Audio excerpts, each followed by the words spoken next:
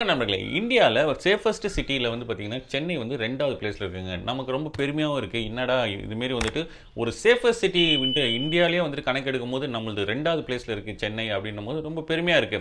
ஆனா ஜனவரி 25 நடந்த சம்பவம் வந்து பாத்தீங்கன்னா ஒரு பெரிய அதிர்ச்சியாக்கி இருக்கு. என்ன அப்படின்னு பாத்தீங்கன்னா இப்ப சோஷியல் மீடியால அந்த வீடியோ தான் வந்துட்டு போயிருக்கு. நம்ம படத்துல எல்லாம் நார்மலா பார்த்திருப்போம். ஒரு கார் சேசிங் வந்துட்டு பார்த்திருப்போம். அதே போல ஒரு ஹீரோஸ் வந்துட்டு அப்படி போகும்போது அவங்கள பிளாக் பண்ற மாதிரி வந்துட்டு காரை நிறுத்தி அவங்கள விரட்டுறது இந்த மாதிரி சீன்ஸ்லாம் வந்து நம்ம நிறைய படத்துல பார்த்திருப்போம். ஆனா இதெல்லாம் நிஜமாலுமே உங்க முன்னாடி நடந்தா எப்படி இருந்திருக்கும் நினைக்கவே சும்மா பதறதுல. ஜனவரி 25ஆம் தேதி வந்து பாத்தீங்கன்னா ஒரு ஃபேமிலி கானத்தூர்ல, அதாவது ஈசிஆர்ல இருக்க கானத்தூர்ல வந்து பாத்தீங்கன்னா அங்க இருந்து டிராவல் பண்ணி கார்ல வந்து டிராவல் பண்றாங்க. சாட்டர்டே நைட்ன்றனால ஒரு ஃபேமிலி அவுட்டிங்கா போகலாம், அதுவும் நைட் டைம் வந்து டிராவல் பண்றது ஒரு ஜாலியா இருக்கும், டிராஃபிக்கும் இருக்காது அப்படின்னு நினைச்சிட்டு அவங்க வந்து கிளம்புறாங்க. உள்ள வந்து பாத்தீங்கன்னா அவங்க ஃபேமிலியில 2 பெண்கள் 2 குழந்தைகள் அது மட்டும் இல்லாம ஒரு 2 ஆண்கள் இருந்திருக்காங்க சொல்லியிருக்காங்க. ஒரு 6 இருந்து 7 பேர் இருப்பாங்கன்னு வச்சுக்கோங்களேன். அவங்க வந்து ஃபேமிலியா வந்துட்டு அவுட் அந்த நைட் டைம் சும்மா டிராவல் பண்ணிட்டு வரலாம், முட்டுக்காடு வரைக்கும் போயிட்டு வரலாம் அப்படின்ட்டு போறாங்க. அப்படி அவங்க போயிட்டு வரும்போது பாத்தீங்கன்னா இந்த வீடியோ தான் எடுத்திருக்காங்க. அதாவது அங்க என்ன நடந்துச்சோ இல்ல வர வழியில் என்ன நடந்துச்சோன்றது யாருக்குமே தெரியல. அவங்க வரும்போது வந்து பாத்தீங்கன்னா அவங்கள வந்துட்டு 2 கார் வந்து பிளாக் பண்ணுது. ஒரு கார் வந்து பின்னாடி விரட்டிட்டு வராங்க, இன்னொரு கார் வந்து பாத்தீங்கன்னா அவங்க முன்னாடி வந்துட்டு நிறுத்தி அவங்கள அந்த கார்ல இருந்து ஒரு பர்சன் இறங்கி வந்து இவங்கள வந்து விரட்டிட்டு வராரு.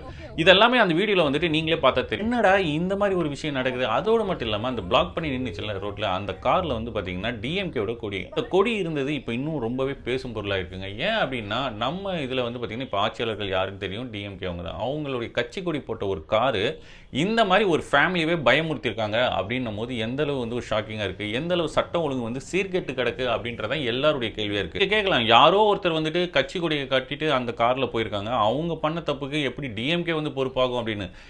ஒரு கொடியை வந்து நம்மளுடைய ஆட்சியில் இருக்கும்போது நம்மளுடைய கொடியை ஒரு கார்ல கட்டுறாங்கன்னா அதுக்கான மதிப்பு எதுக்காக கட்டுறாங்க, நாங்கள் வந்து அந்த கட்சிக்காரங்க அப்படின்ட்டு சில விஷயங்கள்ல சில சலுகைகள் சில பிரச்சனைகளை வந்து தவிர்க்கிறதுக்காக தான் அந்த கொடியை கட்டுறாங்க. இது வந்து எல்லாருக்குமே தெரிஞ்ச விஷயம். அப்படி பொறுப்பானவர்கள், அப்படி வந்து அந்த கட்சியில் இருக்கிற நிர்வாகிகளோ இல்லை கட்சிக்கு தெரிஞ்சவங்களோ கட்சியோட பொறுப்பில் இருக்கவங்களோ அந்த கொடியை கட்டும் போது எந்த அளவு பொறுப்பாக நடந்து கொள்ள வேண்டும். இல்லைன்னா கட்சி கொடி கட்டின காரை வந்துட்டு யூஸ் பண்றவங்க எந்த அளவு பொறுப்பா இருக்கணும்ன்றதை நீங்க புரிஞ்சுக்கணும். அப்படி பொறுப்பாக நடந்து கொள்ளலன்னா கண்டிப்பா வந்து கேள்விகள் எழதான் செய்யும். இதுக்கு ஒரு சின்ன உதாரணம் சொல்றேன். காந்தியடிகளை பத்தி சொல்லும்போது ஒரு சின்ன ஸ்டோரி சொல்லுவாங்க. காந்தியடிகள்கிட்ட ஒரு அம்மா வந்துட்டு ஒரு பையனை வந்து கூட்டு போயிட்டு இவன் வந்து ஸ்வீட் ரொம்ப சாப்பிட்றான், இவனை ஸ்வீட் சாப்பிடாதீங்கன்னு சொல்லுங்க, அப்பதான் திருந்துவான், நீங்க சொன்னாதான் கேட்பான் அப்படின்ற மாதிரி சொல்லுவாரு. அவர் உடனே ஒரு 2 நாள் கழிச்சு வாமா அப்படின்னு சொல்லிட்டு அனுப்பிச்சிருவாரு. திருப்பி 2 நாள் கழிச்சு வந்தோம்னா இனிமேல் ஸ்வீட் சாப்பிடாதப்பா, அது உடம்பு கேடு அப்படின்ற மாதிரி சொல்லிடுவார். என்னடா அந்த அம்மாவுக்கு வந்து ஒரே கன்ஃபியூஷன் ஆகிடும். அவங்க வந்து காந்திகள்கிட்ட கேட்பாங்க, ஏன் இப்படி வந்துட்டு நீங்கள் அன்றைக்கே இதை சொல்லிக்கலாமே, இப்போ வந்துட்டு 2 நாள் கழிச்சு நான் திருப்பி வந்தால் சொல்லுவேன். அவர் வந்து அதுக்கு பதில் என்ன சொல்லுவார்னா, நானே அந்த டைம் வந்துட்டு அதிகமாக ஸ்வீட் சாப்பிட்டுட்டு இருப்பேன், நாம தான் அதை வந்து நிறுத்தணும், ஒருத்தரை சொல்கிறதுக்கு முன்னாடி நாம அதை வந்து செய்யணும் பழகணும் அதுக்கப்புறம் தான் சொல்லணும் அப்படின்ற மாதிரி அவர் சொல்லுவார். இதே தாங்க இங்கேயும் வந்து ஒரு கட்சி கொடியை கட்டியிருக்கிற, அதாவது ஆளுங்கட்சியில் இருக்கிற ஒரு கொடியை கட்டியிருக்கிறீங்கன்னா அவங்க பொறுப்பாக தான் நடந்துக்கணும்.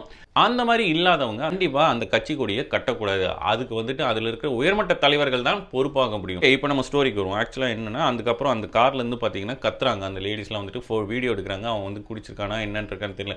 அங்கே இருக்கிற இளைஞர்களும் பார்த்தீங்கன்னா ரொம்ப சின்ன பசங்க மாதிரி தான் தெரியுது. ஒரு 4 பேர் காருக்குள்ளே இருக்கிற மாதிரி இருக்கு. இன்னும் பின்னாடி வந்த காருடைய வீடியோ வந்து சரியாக இதுவாகல. இந்த சிச்சுவேஷன் நடந்த இடத்துல இருக்கிற சிசிடிவி கேமராவில் வந்து பார்த்தீங்கன்னா கார் 3 தடவை ரிவர்ஸ் போயிட்டு வந்ததை வந்துட்டு பதிவாயிருக்கு. அதுக்கப்புறம் அந்த காரை வந்து இவங்க ரிவர்ஸ் எடுத்து திருப்பி எடுத்துட்டு போயிருக்காங்க. ஆனாலும் இவங்க விடாம விரட்டி வீடு வரைக்கும் விரட்டிட்டு போய் நிப்பாட்டிருக்காங்க. அதுக்கப்புறம் காரை தட்டி வந்து வெளியே இருந்துட்டு கத்திருக்காங்க. இது எல்லாமே அவங்க வந்துட்டு வீடியோவா எடுத்து இதெல்லாம் வெளியாகி பயங்கர பரபரப்பா வந்துட்டு இப்ப எல்லாராலையும் பேசு பொருளா இருக்கு. இது என்னவோ பார்க்கறதுக்கு வந்து ஒரு சின்ன ஒரு ஷார்ட் ஃபிலிமோ இல்லைன்னா ஒரு படத்துல ஒரு மெயினான சீன் பார்க்குற மாதிரி இருக்கலாம். ஆனா அந்த சிச்சுவேஷன்ல இருந்தவங்களுடைய நிலைமை எப்படி இருந்திருக்கும்ன்றத, மனநிலை எப்படி இருந்திருக்கும்ன்றதை நீங்களே யோசிச்சு பாருங்களேன். இதுல வந்து பாத்தீங்கன்னா இந்த கார்ல இருந்த லேடிஸ்ல ஒருத்தவங்க வந்து கானத்தூர் போலீஸ் ஸ்டேஷன் வந்துட்டு கம்ப்ளைண்ட் ஃபைல் பண்ணியிருக்காங்க. இந்த மாதிரி நாங்கள் நைட் போகும்போது எங்களுக்கு இந்த மாதிரி இஷ்யூ ஆயிருக்கு அப்படின்ட்டு கம்ப்ளைண்ட் ஃபைல் ஆயிருக்கு. அதுக்கப்புறம் வந்து போலீஸ் தரப்புல இருந்து சொல்லிக்கிறது என்னன்னா, இது மாதிரி கார்ல வந்து இவங்க அந்த பசங்க காரை வந்து இவங்க உரசிட்டு போனதாகவும் அதனால வந்துட்டு அவங்க விரட்டி வந்ததாகவும் போலீஸ் தரப்புல சொல்லப்பட்டிருக்கு. இதை பற்றி நியூஸ் சேனல்ஸ் வந்துட்டு இந்த லேடிஸ் கிட்ட கேட்கும்போது அவங்க என்ன சொல்றாங்கன்னா, அந்த மாதிரி எதுவும் உரசவும் இல்லை, எதுவும் பண்ணல, அவங்க இப்போ வந்து நாங்கள் வந்து போகும்போது அவங்க விரட்டிட்டு வந்தாங்க அப்படின்ற மாதிரி தான் அவங்க சொல்கிறாங்க. இதில் எது உண்மை எது பொய்ன்றது நமக்கு இன்னும் சரியாக தெரியல. இதில் இன்னொரு விஷயம் நமக்கு வந்து இதில் கேள்விகள் இருக்குது. என்னென்ன கேள்விகள் அப்படின்னு பார்த்தீங்கன்னா, போலீஸ் வந்து பார்த்தீங்கன்னா இது வரைக்கும் யாரையும் அரெஸ்ட் பண்ணல, தனிப்பட வச்சு தேடிட்டு இருக்காங்க அந்த இளைஞர்களை. அப்படி இருக்கும் பட்சத்தில் இங்கே கேஸ் கொடுத்தவங்க வந்துட்டு நான் வந்து உரசில் எந்த ஒரு பிரச்சனையும் இல்லை அப்படின்ற மாதிரி சொல்கிறாங்க.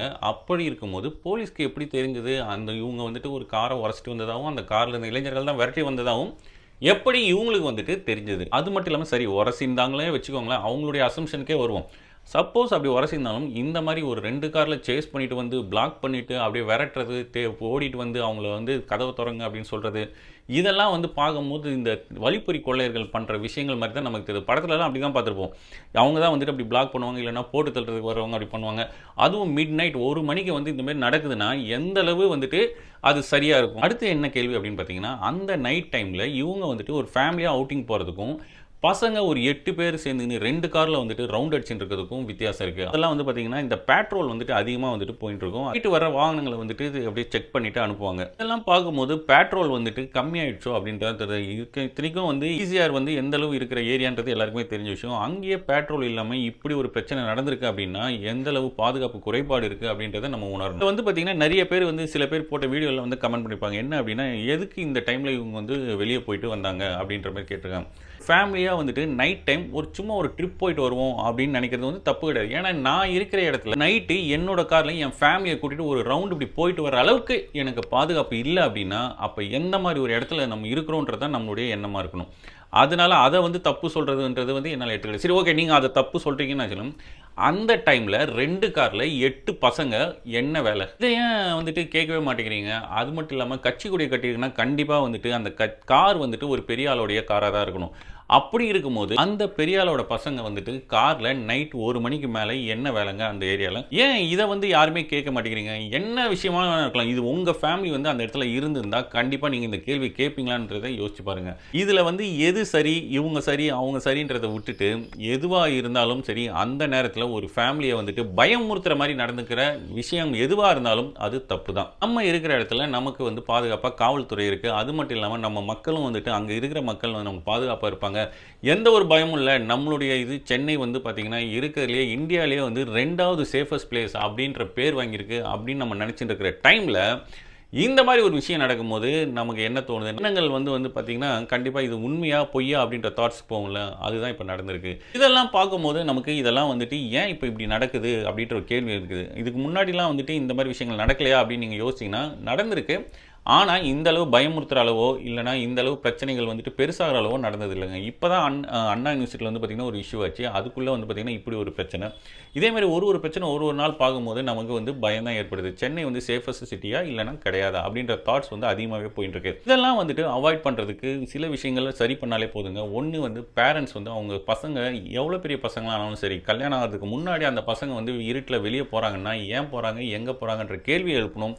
அது மட்டும் இல்லாமல் ஒரு கண்ட்ரோல் அவங்களுக்குள்ள வச்சுக்கணும். அதோட இந்த மாதிரி கட்சி கொடிகளை யூஸ் பண்ணுற கார்கள் வச்சிருக்கவங்க கண்டிப்பாக வந்து ஒரு பொறுப்பான பதவியில் தான் இருப்பாங்க. பொறுப்பான இடத்துல இருக்கும்போது அதுக்கு அந்த பொறுப்பை வந்து உணர்ந்து அவங்க மட்டும் இல்லாமல் அவங்களுடைய பசங்களுக்கும் அந்த பொறுப்பை வந்து உணர்த்தி ஆகணும். அது மட்டும் இல்லாமல் போலீஸ் வந்து நைட் பெட்ரோலை கொஞ்சம் அதிகப்படுத்தி தீவிரமாக கண்காணிக்க ஆரம்பிக்கணும். இது மட்டும் இல்லாமல் இந்த துறையில் இருக்கிற அதிகாரிகள் வந்துட்டு ரொம்ப ஸ்ட்ரிக்டாக நடந்துக்கணுன்றது தான் மக்களுடைய எதிர்பார்ப்பாக இருக்குது. வெளியில் என்னதான் வந்துட்டு இது வந்து மகளிருக்கான ஆட்சி, மகளிர்களுடைய சேஃபஸ்ட் சிட்டி சென்னை அப்படின்னு நம்ம வந்து மார்த்தட்டி சொல்லிக்கிட்டாலும் இந்த மாதிரி நடக்கிற விஷயங்களை பார்க்கும்போது அது பொய் தான் அப்படின்ற மாதிரி எண்ணம் மக்களுக்கு உண்டாயிருக்கு. தயவு செய்து இதெல்லாம் மனசில் வச்சுக்கிட்டு இந்த துறை அதிகாரிகளாகட்டும் இல்லைனா இது துறையான அமைச்சர்களாகட்டும் யாராக இருந்தாலும் உடனடியாக நடவடிக்கை எடுத்து யார் தப்பு செஞ்சிருந்தாலும் அவங்களை இரும்பு கரம் கொண்டு அடக்கணும் அப்படின்றதான் நம்மளுடைய எதிர்பார்ப்பாக இருக்குது. உங்களுடைய தாட்ஸ் என்ன அப்படின்றத நீங்களும் கமெண்ட் பண்ணுங்கள்.